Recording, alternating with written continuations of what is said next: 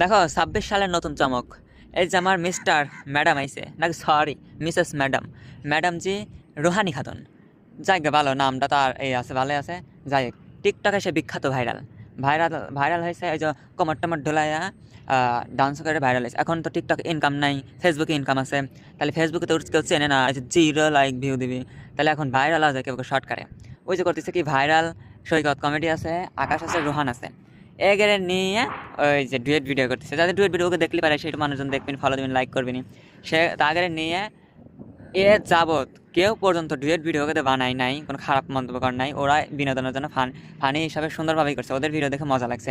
ও তাদেরকে রিয়াকশন দিয়ে দুনিয়ার মাইগা বেটা সল সব করতেছে। এই মাগিয়া, তুই তো মাইগা শাড়ি পরে চুল বানাই করিস, ডিপ কি ওসব নামলে তো কিনে করে।